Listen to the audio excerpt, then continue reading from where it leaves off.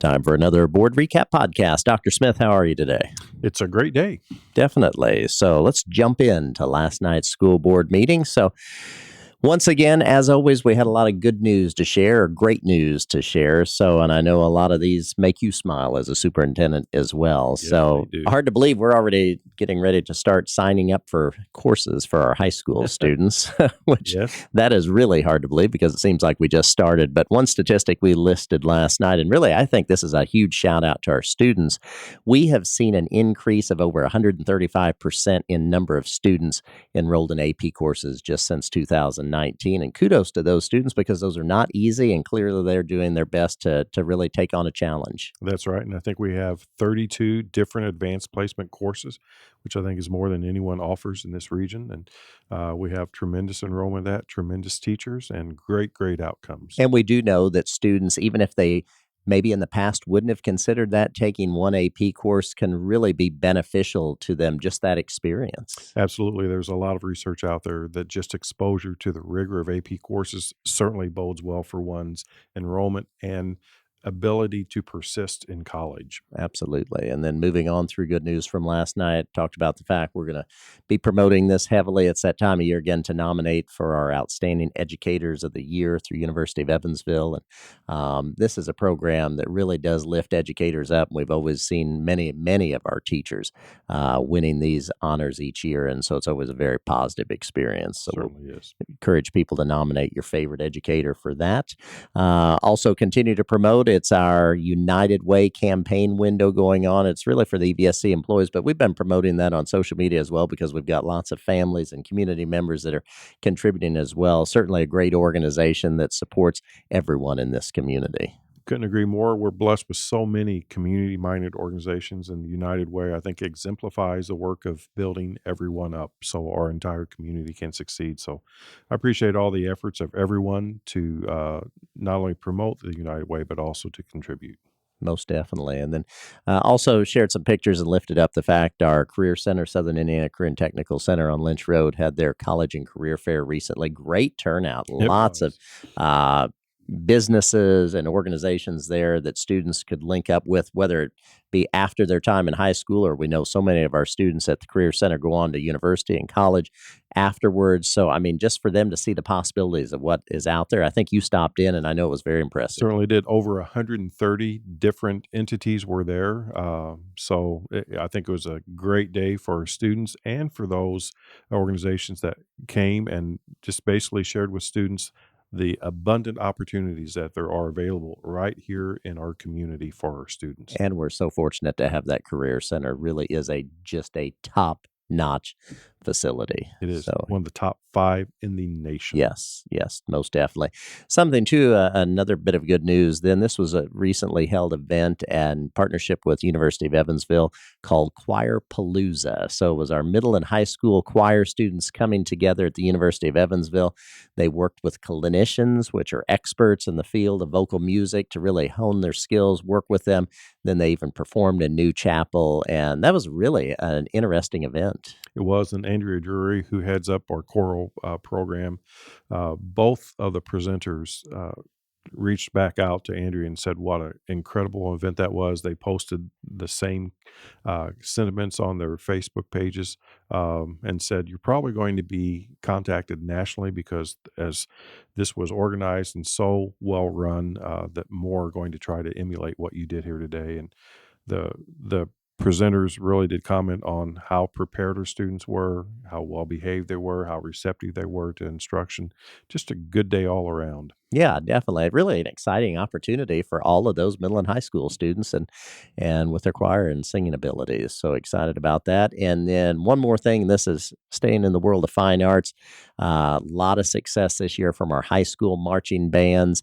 2 of them went to state this past weekend and competed. North High School came away with 5th place, and Wrights High School came away with 9th place. And I know you were certainly pleased. I think you were there to witness that as well. Certainly was, and kudos to all of our marching bands.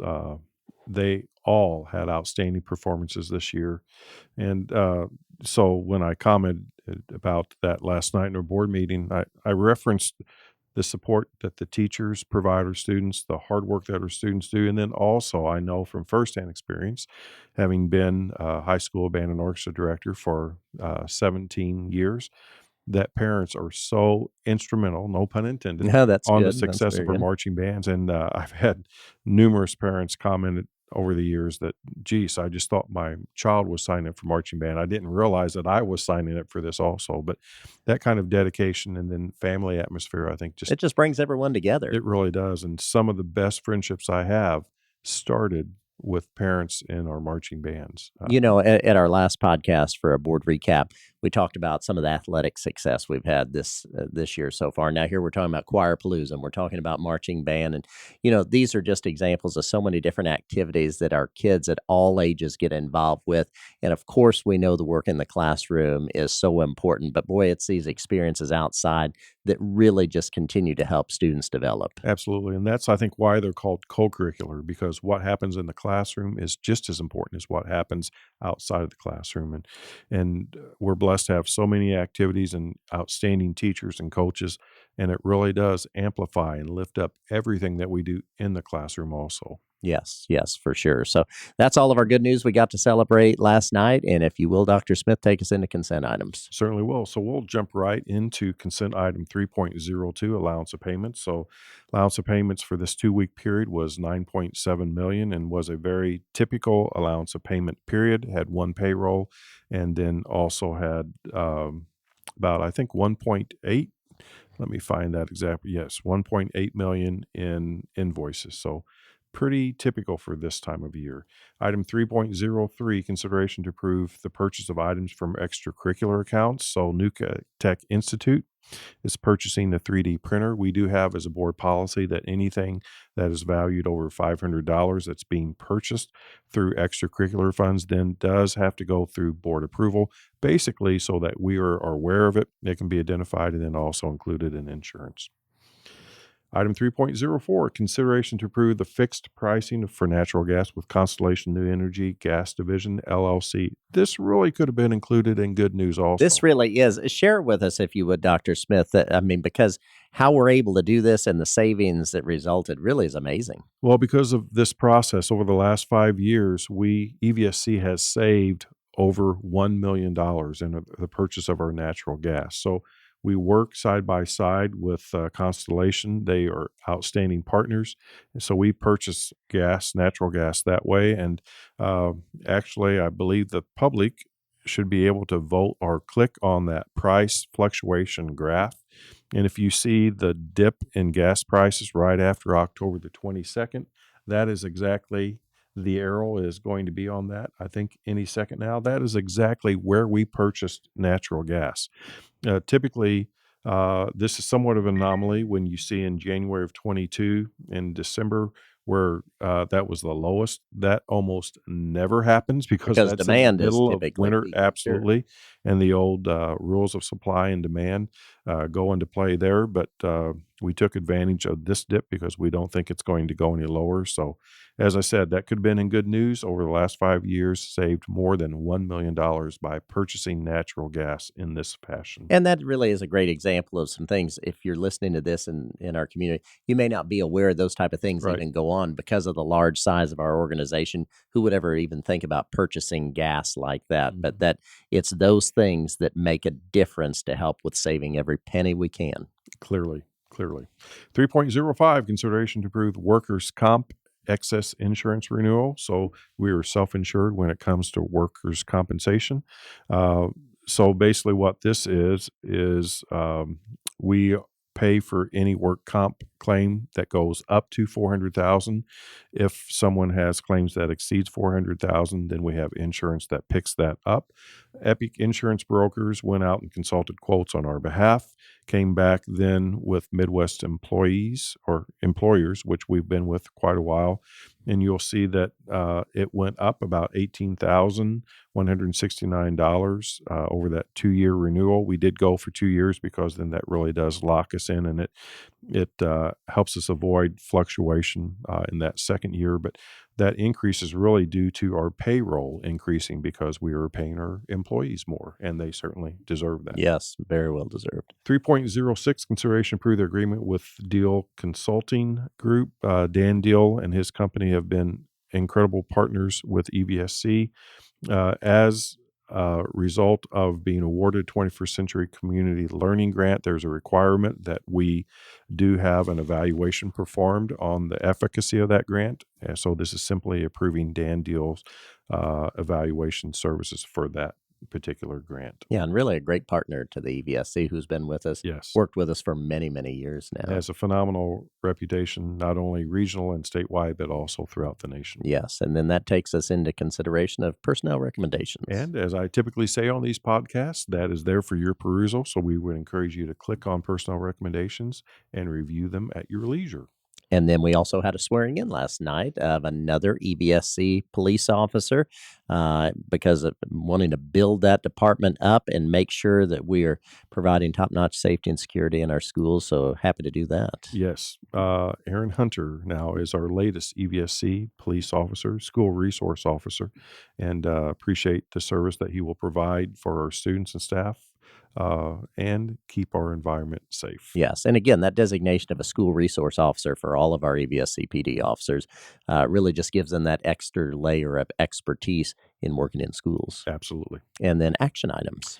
Action item 5.01, consideration of the ratification of the energy savings contract with Energy Systems Group for district lighting upgrades. And this is phase one. So there are a total, I believe, of 21 buildings that are going to be fitted with LED lights. Very, very excited about this. So earlier, EVSC entered into an agreement that we would do this work, and that was approved during the September 19th board meeting. We wanted to make certain that we finished the negotiations as we entered into this guaranteed energy savings contract. So we have finalized that, and there is also, we're fortunate to be able to receive $458,675 in rebates for this project, as long as we can finish the work by December 31st of this year.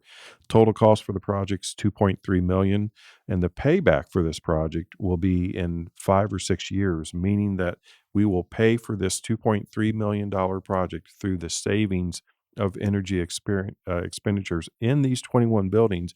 And then after that payback period, all of those savings continue to accrue toward EVSC. So I'm no mathematician, but if I hear you right, basically you're saying this pays for itself and then some. Absolutely. And this is the first phase.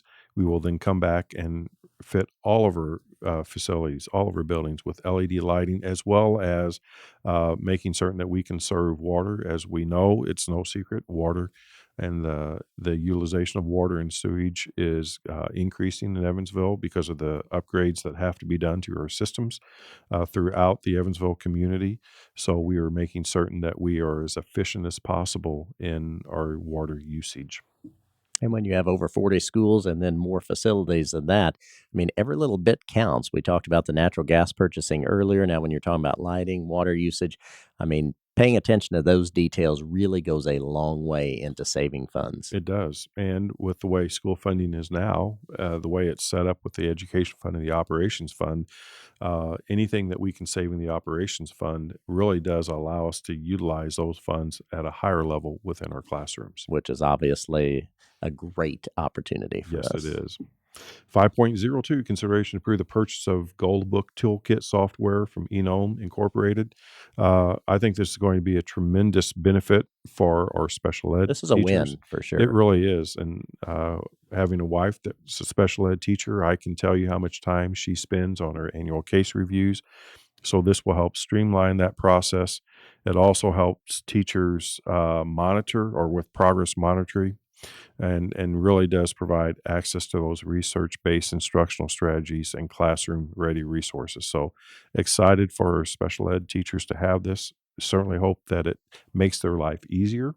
And we are interested and excited to see how it really does come to fruition.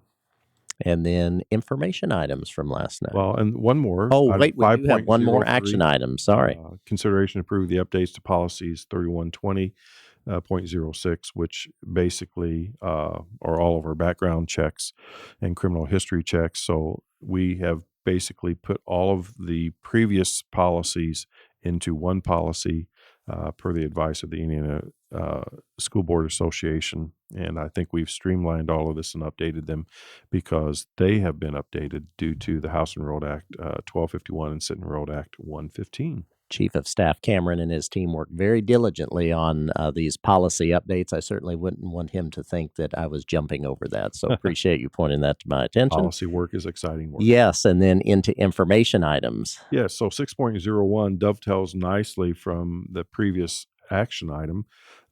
This is presented as information, and once again, it will basically combine the 5 existing policies that we have now for tobacco use, since we are a tobacco-free campus. So it takes 5 previous policy and combines them into one, which will be our new policy 8002.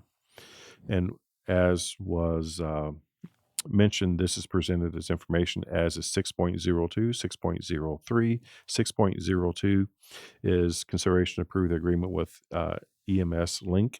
This really is a solution for Office of Food and Nutrition because it will be for point of sale, for menu planning with the sorry, I'll start One that more over. time. Menu planning with nutrient analysis as well as the menu publisher, and then will also allow us to order in and track our inventory. So we think this is kind of an all-in-one solution as we continue to move toward Power School next year, which is our new SIS system, school information system and student information system. This software will align seamlessly then and integrate with Power School so that we will have a one-stop shop for all of these solutions. And we've said it before, but kudos to everyone who's involved in this transition work. This is a major project, switching over to a new system for next year, and everything along the way is being very well thought out and planned. So good job to everyone as we continue this work. As you mentioned, this is a heavy, heavy lift. Yes, but definitely. will be well worth it. Will be, certainly.